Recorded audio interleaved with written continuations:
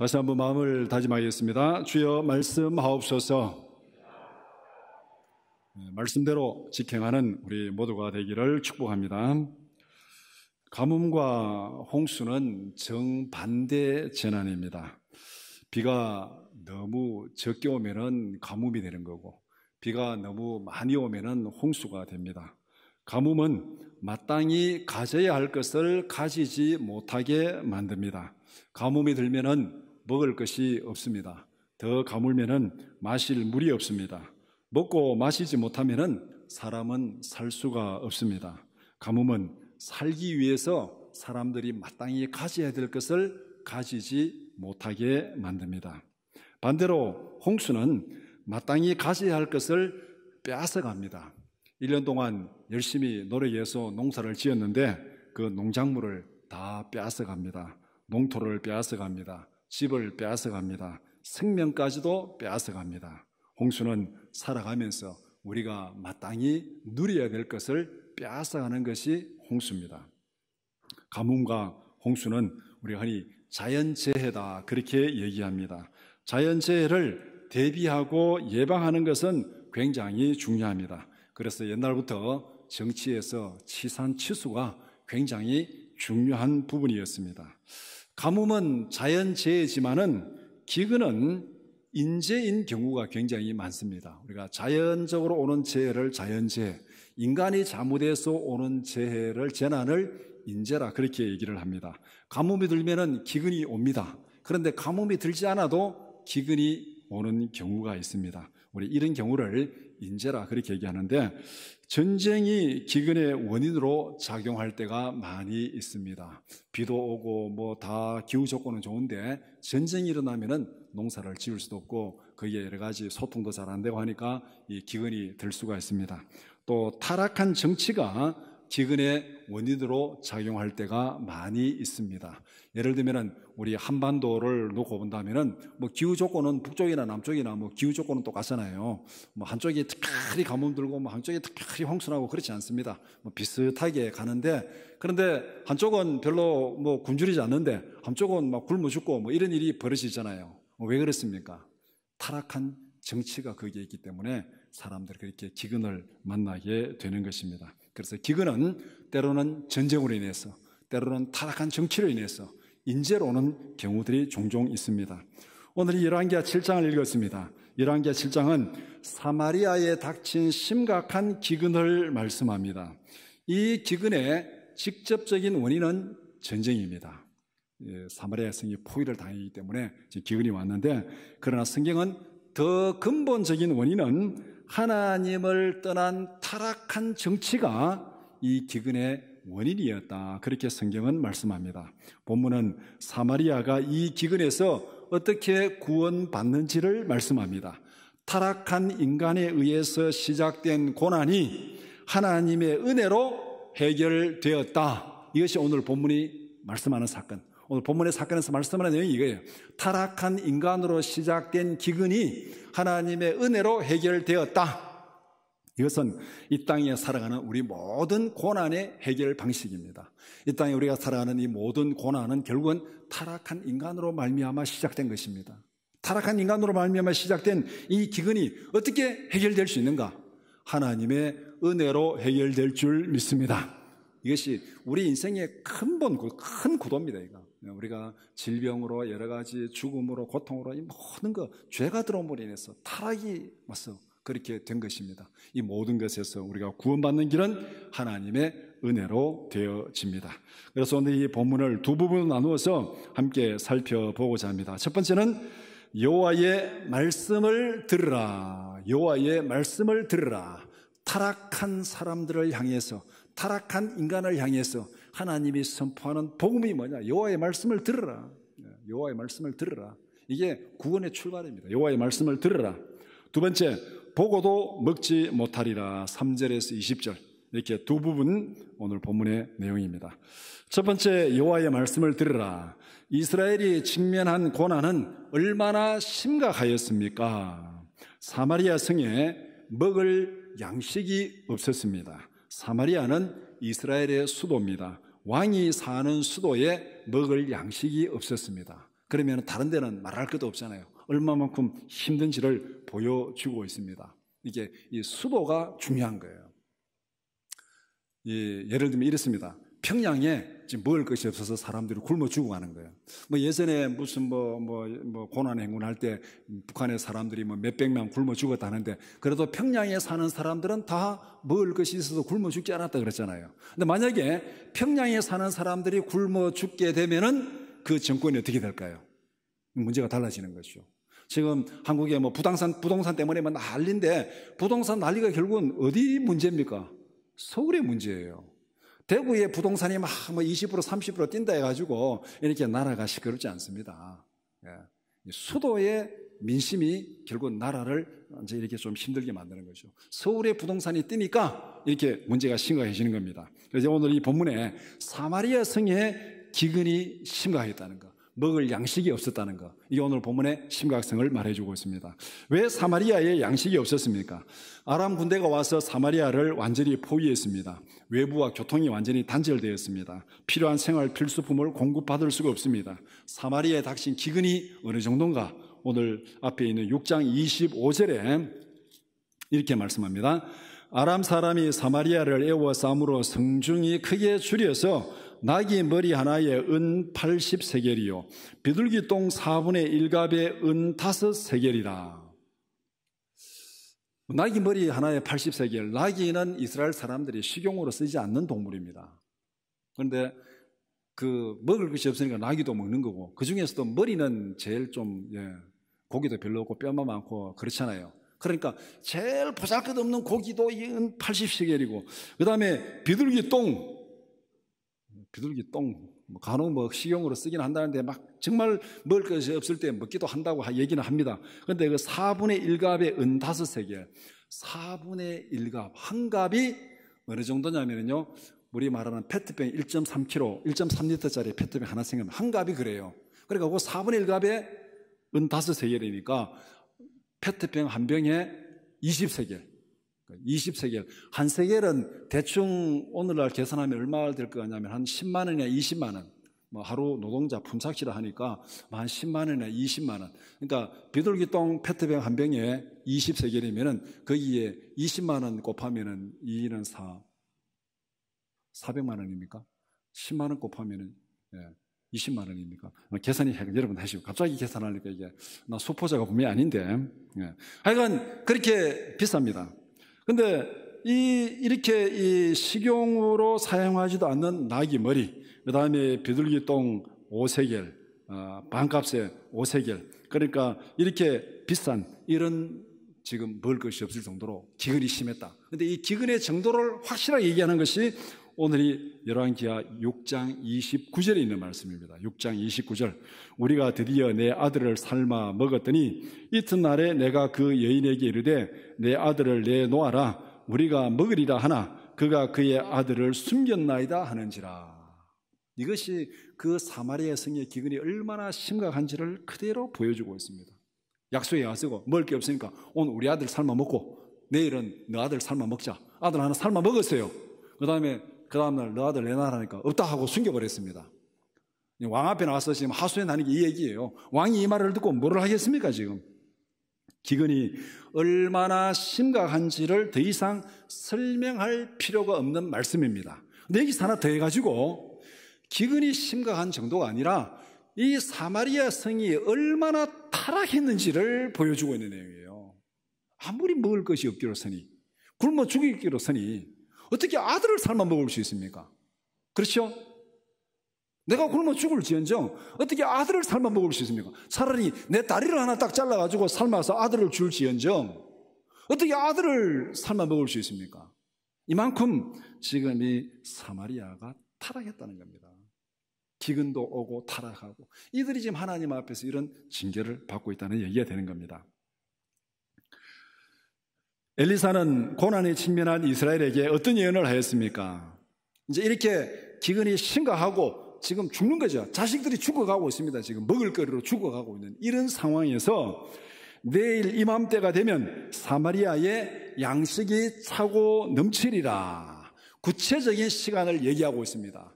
내일 이맘때, 딱 내일 이맘때. 정치하는 사람들이 간혹 후반기가 되면 경제가 좋아질 거다, 내년이 되면 경제가 좋아질 거다, 5년 뒤에 경제가 좋아질 거다, 이렇게 얘기하는데 오늘 선지자는 뭐라고 합니까? 내일 이맘때 하룻밤 사이에 이렇게 되리라. 아들을 잡아먹는 기근에서 구원받아 양식이 차고 넘치게 되리라. 어느 정도로 풍족하게 된다고 말씀합니까? 고운 가루 한 사에 한 세겔, 보리 두 사에 한 세겔. 앞에 6장 25절 기근과 비교하면은 얼마나 풍족한지를 말하고 있습니다. 앞에 비둘기똥 4분의 1갑에 5세겔. 그러면은 4분의 1갑에 5세겔이니까 한 갑이면은 20세겔 돼요. 20세겔.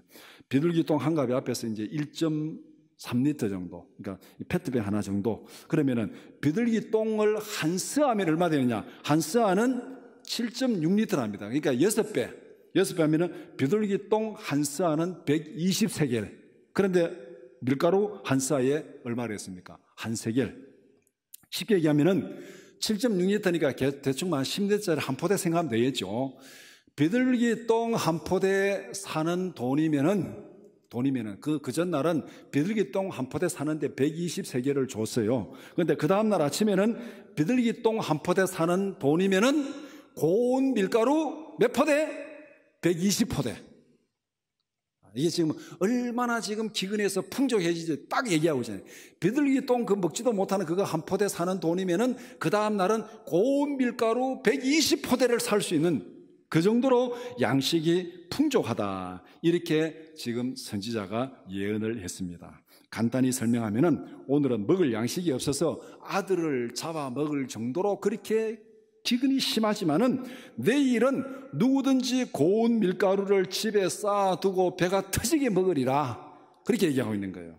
하룻밤 사이에 죽음의 빈곤이 이렇게 넘치는 풍요로 바뀌리라. 이게 말이나 되는 얘기입니까? 이게 될 법한 얘기예요. 선지자가 그렇게 선포한 거예요. 일주일 뒤도 아니고 열흘 뒤도 아니고 내일 이맘때 하룻밤 사이에 이렇게 되리라고 그렇게 엘리사가 예언을 했습니다. 엘리사 예언에 왕을 보좌하는 한 장관은 어떻게 반응하였습니까? 한 장관은 엘리사 예언을 조롱했습니다. 2절에 한 장관이 하나님의 사람에게 대답하여 이르되 여호와께서 하늘에 창을 내신들 어찌 이런 일이 있으리요. 이게 선지자를 조롱하고 하나님을 조롱하는 모습입니다. 그런 일이 없다는 겁니다. 그런 일이 있으면 내 손에 장을 지지지. 절대 그런 일이 있을 수 없다. 이렇게 지금 이 장관이 선지자에게 딱 얘기를 합니다. 그러니까 장관의 조롱에 선지자는 무엇이라고 대답합니까? 주저리 설명하지 않습니다. 왜 그리 되느냐 하면 그렇고 논쟁이 없습니다. 여기서 논쟁이 그냥 선포합니다. 2절에 엘리사가 이르되 내 눈으로 보리라. 그러나 너는 그것을 먹지 못하리라. 엘리사가 선포하고 장관이 그렇게 될 수 없다 말하고 거기에 논쟁이 있는 게 아니에요. 된다 안 된다 논쟁이 없습니다. 그냥 선포합니다. 내 눈으로 보리라. 그러나 너는 먹지 못하리라. 너는 그것을 보고도 먹지 못하고 죽음을 당하리라. 이 말입니다. 너는 하나님의 구원을 보고도 누리지 못하고 죽음을 당하리라.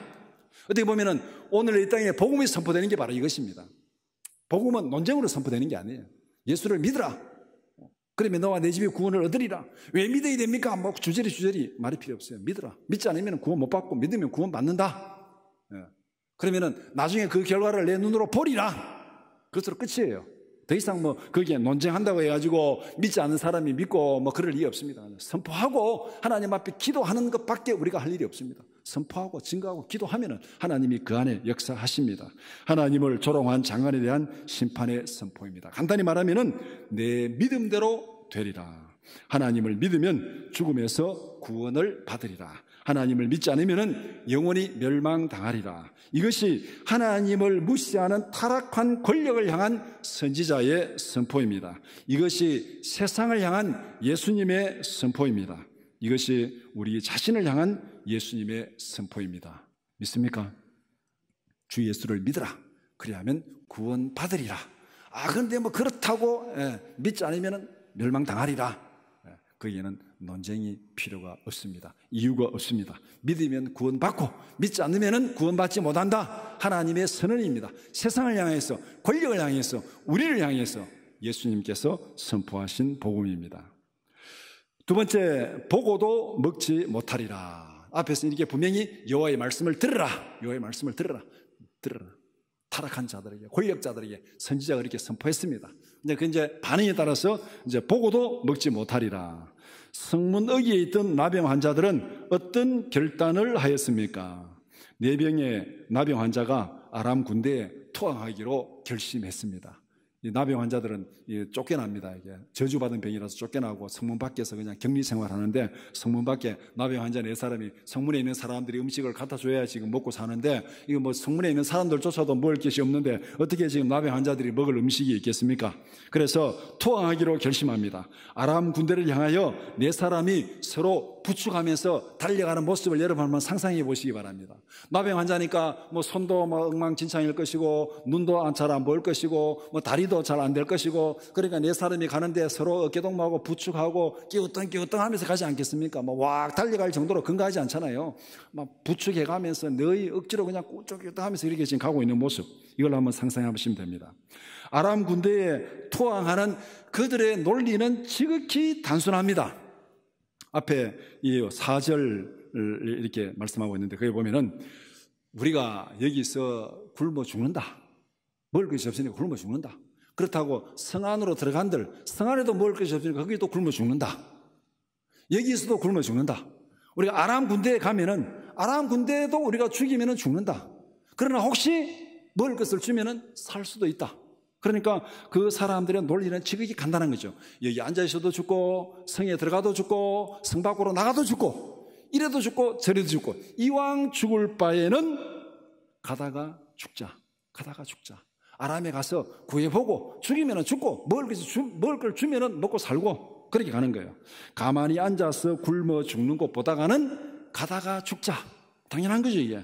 죽을 힘을 다해서 노력하다가 후회 없이 장렬하게 죽자. 이게 지금 이 4명의 나병 환자가 내린 결정입니다. 하여튼 죽을 힘을 다해 노력하다가 막 후회 없이 깨끗하게 죽자. 죽음을 각오하면은 세상에 하지 못할 일이 없습니다. 일사각오의 믿음이 바로 이거잖아요. 한번 죽기로 각오한 작정한 믿음. 오늘 우리가 직면한 대부분의 문제는 우리 안에 있습니다. 너무나 편한 데 길들여져서 죽기 싫어하는 것이 우리의 문제입니다. 너무 편한 데 길들여져 가지고 조그마한 불편함만 닥쳐도 그것을 참을 수가 없습니다. 그래서 편하게 살려고 자꾸 도망갑니다. 자꾸 도망가요. 조금만 더워도 예배드리러 나오기 싫어합니다. 조금만 추워도 예배드리러 나오기 싫어합니다. 조금만 비가 와도 싫어합니다. 불편하니까, 귀찮으니까 편한 대로. 그러니까 편한 것을 쫓아서 도망가니까 우리는 하나님에게서 점점 더 멀어지는 거예요. 점점 더 멀어지는 게 어떻게 됩니까? 이 세상은 타락한 세상이에요. 하나님으로 점점 멀어지면 더 고난과 문제가 많아집니다. 하나님으로부터 멀어지면 문제가 더 많아지는 거예요. 하나님께로 가까이 오면 문제가 해결됩니다. 이게 성경의 원칙이에요. 그런데 우리는 너무 편한 데 길들여져 가지고 조그마한 불편이 와도 도망치고 그래서 문제가 더 많이 생깁니다. 죽음을 각오하고 돌파하면 문제가 사라질 줄 믿습니다. 오늘 본문에 나타난 나병 환자들의 간단한 논리입니다. 이래도 죽고 저래도 죽을 것, 가다가 죽자. 우리도 어떻게 생각하면 좀 간단할 수 있잖아요. 우리가 이래도 죽고 저래도 죽잖아요. 여기 앉아 계신 여러분이나 저나 안 죽을 사람이 있습니까? 아무리 뭐 건강에 좋다는 거 먹고, 아무리 뭐 운동하고, 아무리 뭐 이렇게 건강 관리한다 해가지고 안 죽을 분이 있습니까? 이래나 저러나 죽습니다. 뭐 10년 더 빨리 죽고 10년 더 지혜 죽고 그 차이밖에 없어요. 이래나 저러나 죽는 거, 하나님 앞에 달려가다가 후회 없이 장렬하게 죽자. 아멘. 이 믿음으로 살아가면은 세상에 별로 겁날 것이 없을 겁니다. 이래도 죽고 저래도 죽는 거, 하나님 앞에 담대하게 나가다가 장렬하게 깨끗하게 후회 없이 죽자. 후회 없이 죽음을 맞이하는 우리 모두가 되기를 축복합니다.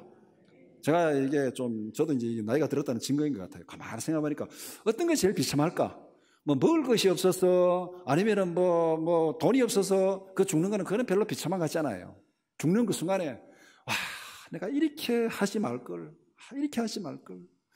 이게 제일 비참할 것 같아요. 죽는 순간에 후회하는 거, 이거보다가 더 비참한 인생이 없을 것 같아요. 돈 없고 뭐 그거 별로 중요하지 않습니다. 죽는 순간에 하나님, 나는 후회 없습니다. 할 일을 마땅히 했습니다. 이 말 한마디 하고 하나님 앞에 가는 우리 모두가 되기를 축복합니다. 이것이 오늘 나병 환자들의 결정입니다. 이래도 죽고 저래도 죽고 후회 없이 노래가다가 달려가다가 죽자. 아람 군대가 모든 것을 버리고 급하게 도망친 이유는 무엇이었습니까? 아람 진영에 도착한 나병 환자들은 깜짝 놀랐습니다. 죽기로 작정하고 항복하러 갔습니다. 항복하러 가면은 군대를 만나야 되잖아요. 군대 만나서 우리 이리 왔는데 제발 좀 살려주세요 하고 이제 항복을 해야 되는데, 항복하려고 보니까 군인들이 한 명도 없어요. 항복을 해야 되는데 뭐 군인들이 항복을 하지. 뭐 몇 년 전에 북한에서 뭐 귀순한 용사가 녹후해가지고 귀순했다 그러잖아요. 네우만에 와가지고 뭐 보초병도 없고 네우만에 녹후해가지고 자는 사람 깨워가지고 내가 항복하러 왔다고. 녹후 항복보다 더한 일입니다. 지금 항복하려고 하니까 아무도 없어요. 왜 아람 군대들이 모든 것을 버리고 다 도망쳤습니까? 6절에 이는 주께서 아람 군대로 병거 소리와 말소리와 큰 군대의 소리를 듣게 하셨으므로, 그렇게 말하고 있습니다. 아람 군대는 이 소리를 이스라엘과 헷과 애굽이 연합군을 결성해 가지고 우리를 기습 공격하고 있다. 애굽 연합군이 우리를 기습 공격하고 있다. 그렇게 생각을 했습니다. 그러니까 어떻게 되겠습니까? 죽음아 날 살려라, 걸음아 날 살려라 하고 막 도망치는 거죠. 지금 여기 있다가는 이 밤에 완전히 다 몰살당하겠다. 뭐 어두기 전에 빨리 도망치자. 애굽 연합군대가 지금 침략해 온다, 기습 공격한다, 빨리 도망치자고 다 도망쳐버렸습니다. 다 버려두고 도망쳤습니다. 이 과정을 어떻게 설명할 건가? 나병 환자 4사람이 서로 부축해가지고 끼우뚱끼우뚱하면서 아람 군대를 항복하러 가고 있고, 그 시간에 아람 군대는 큰 병거 소리를 듣게 되고 전차 소리를 듣게 되고, 야 이게 막 연합군이 기습 공격해 온다, 도망가자 하고 도망가 버렸습니다. 자, 이 사건을 어떻게 이해할 거냐? 제가 내린 결론은 이 사건을 나병 환자의 나비 효과라, 그렇게 정리하면 됩니다. 나병 환자의 나비 효과. 우리가 나비 효과 많이 들어보셨죠? 하여튼 뭐 골치 아픈 건 내용은 몰라도 돼요. 내용이 그렇습니다. 저 아르헨티나 쪽에서 남극 바다에서 나비가 이 날개짓을 하면은, 나비 날개짓은 바람이 얼마나 일겠어요. 별로 불지도 않은 날개짓 하나마나. 근데 그것이 태풍으로 바뀐다는 거. 그게 나비 효과입니다. 나비가 날개짓을 하면 이쪽 반대쪽에서는 그것이 태풍이 된다. 그만큼 바람이 막 커진다는 거예요. 그래서 나병 환자 4사람이 끼우뚱 하면서 가는 그 발자국 소리가 큰 군대의 소리로 들린 거예요. 큰 군대의 소리로 들리니까 이 아람 군대는 연합군의 기습 공격을 하고 도망을 친 겁니다. 모든 것을 버리고 다 도망쳤습니다. 나병 환자들의 발자국 소리가 하나님의 증폭기를 거치니까 어떻게 들린 거예요? 큰 전차부대 소리로 들린 겁니다. 하나님의 증폭기를 거치니까. 증폭기가 뭐냐면은 마이크예요. 이게 증폭기예요. 마이크 떼고 들리십니까? 안 들리죠? 들리십니까? 잘 들리죠? 이게 증폭기예요. 네. 나병 환자 4사람이 가는 그 발자국 소리가 그냥 정말 힘이 없는 소리일 수 있죠. 근데 그것이 하나님의 증폭기를 거치니까 아람 군대에게는 연합군의 전차부대 소리로 들린 겁니다. 그러니까 그냥 막 날 살려라고 도망친 겁니다. 우리의 기도 소리가 하나님의 증폭기를 거치면 어떻게 되겠습니까? 기도의 나비 효과를 경험하는 우리 모두가 되기를 축복합니다. 이 증폭기가 한나의 기도를 통해서 잘 보여주고 있습니다. 한나가 기도한 게 뭐예요? 아들 하나 달라고. 내 아들 못 낳아가지고 이 여인의 한이 많은데 아들 하나 달라고. 그렇게 기도했더니 하나님께서 사무엘을 주시고, 그 사무엘을 선지자로 사사로 세우시고, 그 사무엘을 통해서 나라를 구원하고, 그 사무엘을 통해서 다윗을 왕으로 세우는, 민족을 구원하는 놀라운 역사를 나타낸 거예요. 한나가 무슨 기도할 때 하나님 이 민족을 사랑하사, 하나님 이 나라를 사랑하사 구원해 주세요, 그런 기도 없습니다. 한나는 그냥 아들 하나 달라고 그렇게 기도했는데, 그 기도가 하나님의 증폭기를 거치니까 나라를 살리고 민족을 살리는 역사로 나타났습니다. 우리의 기도, 나비 효과를 경험하시기를 축복합니다. 아람 군대 진영에 도착한 나병 환자들은 어떻게 하였습니까? 이제 이 굶어 죽을 직전에 와서 보니까 아무도 없어요. 이제 장모님들하니까 먹을 것이 많습니다. 눈에 뵈는 게 있습니까, 지금? 먹고 마시고 시큰 먹고 나니까 다 눈에 보이고, 어우, 여기 막 금도 있네, 은도 있네, 막 의복도 있네. 와, 나병 환자 지금까지 막 성 밖에서 아무것도 가지않는데 눈에 보이는 게 막 금이고 은이고 의복이니까 막 가져와서 막 감춥니다. 이제 막 감춘. 나병 환자 감춘들 나중에 어떻게 하겠다고. 이거 쓰지도 못하는데 감춘분들 뭐 하겠습니까, 나병 환자가. 예. 막 금이고 은이고 막 갖다 놓고 막 감춰놨어요. 막 감춰놓고 가만히 보니까 이제 몸도 피곤하고 이제 식곤증도 오고 이제 할 일도 없잖아요. 그때 자기들이 마땅히 해야 할 사명을 생각했습니다. 배가 부르니까 사명이 생각나는 거예요. 야, 이게 어떻게 보면 참 대단한 거죠. 우리는 배가 부르면 어떻게 됩니까? 사명을 잊어버립니다. 우리는 보통 배가 부르면 사명을 잊어버려요. 근데 나병 환자는 배가 부르니까 사명이 생각났어요. 우리가 이렇게 해서는 안 된다. 이렇게 해서는 안 된다. 이 아름다운 소식을 사마리아에 전하지 않고 내일 아침까지 미적거리면은 우리가 벌을 받을 것이다. 하나님 우리에게 벌을 내릴 것이다. 우리가 지금 먹고 마시고 배부르고 그 다음에 이게 다 감춰놓고 은과 금을 감춰놓고 여기 그냥 편안하게 그날 밤에 누워 자면은 하나님 우리에게 벌을 내릴 것이다. 이 기쁜 소식을 이 밤이 오기 전에 빨리 사마리아에 전하자. 자기들이 할 사명을 깨달은 겁니다. 사명은 어디에서 나옵니까? 하나님을 두려워할 때 사명이 나오는 거예요. 이거 안 하면은 하나님이 벌을 내리신다. 이 하나님을 경외하는 믿음이 사명으로 나오는 겁니다. 이 믿음이 없으면은 배가 부르면은요 사명 다 잊어버립니다. 나병 환자들은 자기들이 마땅히 해야 될 사명을 깨달은 거예요. 여기서 밤이 되도록 미적거리면 하나님이 벌을 내리신다. 그럼 어떻게 되겠습니까? 또 이 불편한 몸을 이끌고 또 사마리아 성으로 달려가야 되잖아요. 달려가가지고 이 아름다운 소식을 왕궁에 알렸습니다. 아람 진영에서 그들이 목격한 사실을 그대로 다 얘기를 했습니다. 하나님은 더 이상 잃을 것이 없는 나병 환자들을 사용하셨습니다. 나병 환자들이 잃을 게 뭐가 있습니까? 앉아있어도 죽고 성문에 들어가도 죽고 아람 군대 가도 죽고 이러나 저러나 죽으니까 잃을 게 하나도 없어요. 잃을 게 하나도 없습니다. 이들을 사용하신 거예요. 저주받아가지고 쫓겨나가지고 아무 사람도 돌봐주지 않는 이 사람들을 하나님께서 사용하셨습니다. 나병 환자들은 자기들이 마땅히 해야 할 사명을 깨달았습니다. 하나님께서 나병 환자들을 먹여주시니까 그들이 해야 될 사명을 깨달은 거예요. 하나님 우리를 먹여주시면은 우리가 마땅히 해야 할 사명을 깨달아야 될 줄 믿습니다. 나병 환자도 하나님이 먹여주시니까 사명을 깨달았는데 오늘 우리가 배부르게 먹고 나서 사명을 잊어버린다면은 어떻게 되겠어요 이게? 이렇게 해서 하나님의 구원이 이루어졌습니다. 구원을 이루시는 분은 하나님이십니다. 그 과정에서 우리는 마땅히 해야 할 사명만 감당하면 됩니다. 큰 그림은 하나님이 이루어 가시는 거예요. 나라를 구하고 민족을 구하는 건 하나님이 이루어 가시는 거예요. 우리는 거기서 내가 해야 될 일 그걸 하면 돼요. 내가 오늘 해야 될 그 일을 하면 되는 겁니다. 성도로서 믿는 자로서 오늘 내가 해야 될 그 일을 하면은 하나님께서 그것을 들어서 역사하시는 분은 하나님이십니다. 나병 환자가 할 일은 사마리아 성에 전하면 되는 거예요. 전하면 이런 상황이 이렇다 전하면 되는 거예요. 그 다음은 또 그 다음 알아서 할 일입니다. 선지자의 예언은 누구를 통하여 어떻게 성취되었습니까? 선지자가 예언한 것이 두 가지입니다. 앞에 1절에서 내일 이맘때에 고운 가루 한 스아가 한 세겔 하리라. 2절에 너는 눈으로 보고도 그것을 먹지 못하리라. 이 두 가지 예언을 한 것이죠. 이 예언이 어떻게 성취되었습니까? 왕이 나병 환자들의 보고를 받고 확인을 합니다.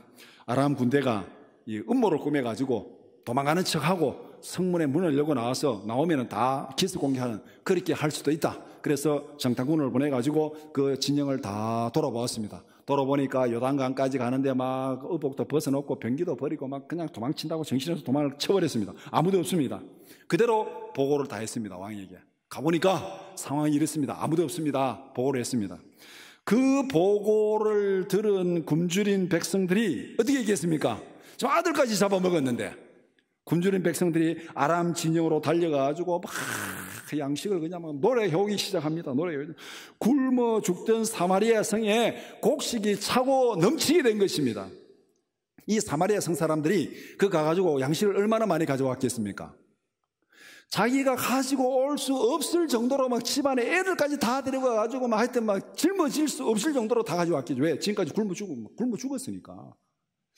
여러분들이 장 보러 갈 때 식사를 하고 배가 부를 때 장 보러 간 거하고 좀 식사하기 직전에 배가 고파서 장 보러 간 것하고 같습니까? 틀립니까? 제 경험에 배고플 때 장 보러 가면 안 돼, 이거. 쓸데없는 걸 너무 많이 사와. 이것도 먹고 싶고 저것도 먹고, 야, 이것도 좋고 저것도 좋고. 배고플 때 장 보러 가면 쓸데없는 걸 많이 사와요. 그래서 여러분들 장 보러 갈 때는 터지도록 먹고 그렇게 가시기 바랍니다. 여기 지금 사마리아 사람들이 이제 굶어 죽을 상태에서 지금 갔으니까 얼마나 많이 가져왔겠어요? 얼마나 많이 가져왔으니까 사마리아 성에 지금 곡식이 차고 넘치는 겁니다. 본문은 이렇게 요약합니다. 이렇게 요약하면서 결론을 이렇게 내립니다. 16절에 여호와의 말씀과 같이 되었다.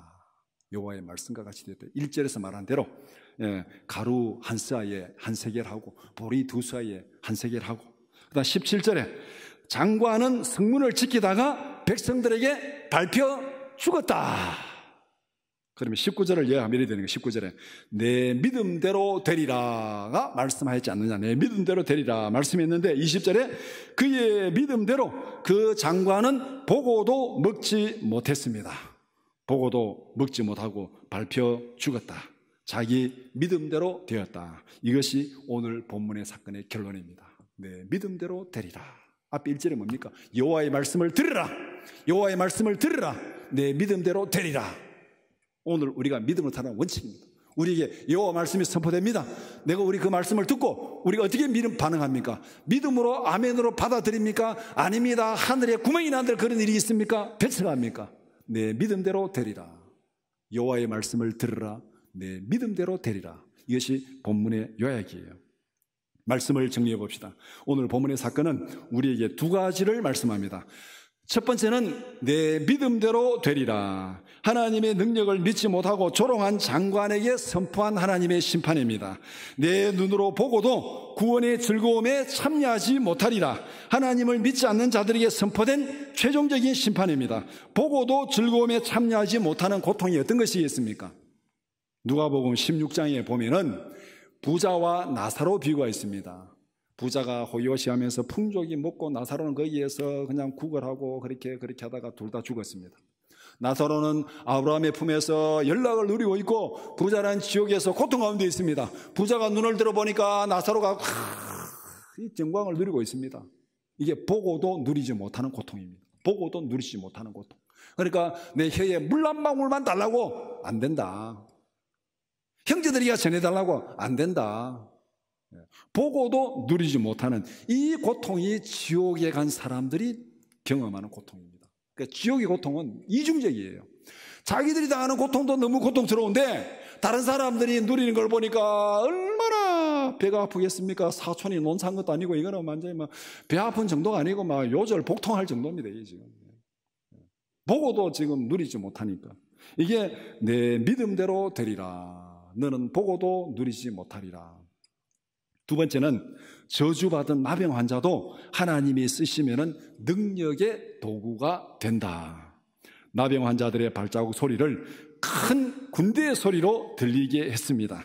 그 소리를 듣고 아람 군대는 혼비백산에 도망쳤습니다. 나병 환자들의 발자국 소리로 아람의 큰 군대를 물리치셨습니다.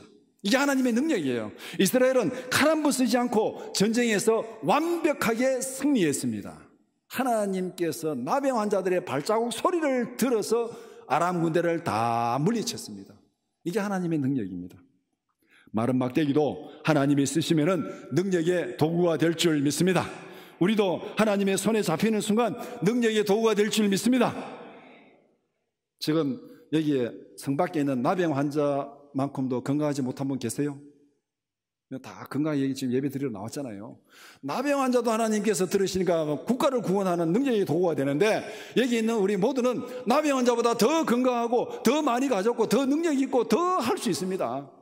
그러니까 아이고 나는 힘이 없어서, 아이고 나는 몸이 아파서, 가진 것이 없어서 이거는 다 이유가 되지 않습니다. 이유가 되지 않습니다. 이거는 나병 환자도 하나님이 쓰시는데 더 이상 잃을 것이 없는 나병 환자도 하나님이 쓰시는데 하나님께서 우리를 손에 잡으시면 우리가 능력의 도구가 될 줄 믿습니다.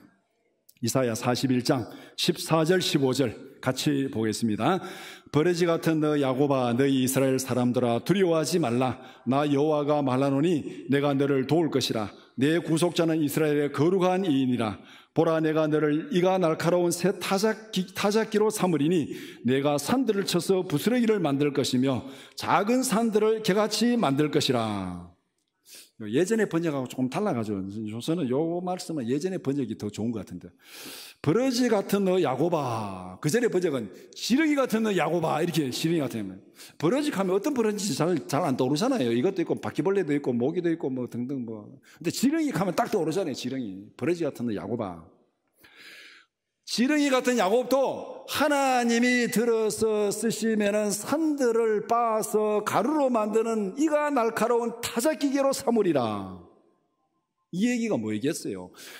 주전 한 700년, 1000년 그때는 이 사람들이 뭔 얘기하는지를 이해를 못했어요. 그런데 오늘 우리가 이 말씀 딱 들으면요, 그림이 딱 떠오릅니다.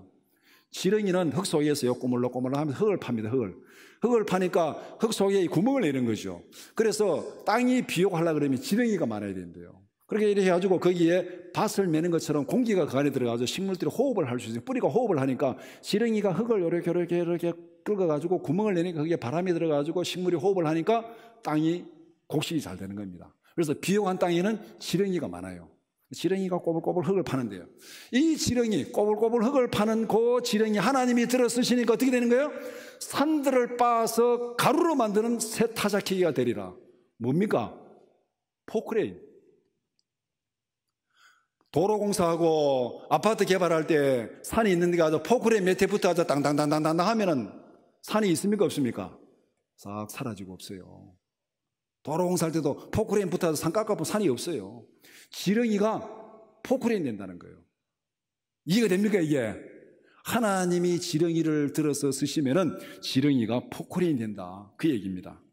구원은 나의 능력으로 얻는 것이 아닙니다. 구원은 나의 경험으로 되는 것이 아닙니다. 하나님의 능력으로, 하나님의 지혜로 될 줄 믿습니다. 우리가 가진 것도 없고 힘도 없고 능력도 없으면은 하나님의 손에 잡힐 때 지렁이 같은 우리가 강력한 포크레인으로 쓰임 받을 줄 믿습니다. 하나님의 손에 잡힌 능력의 도구로 살아가는 우리 모두가 되기를 축복합니다. 우리 다 같이 기도드리겠습니다.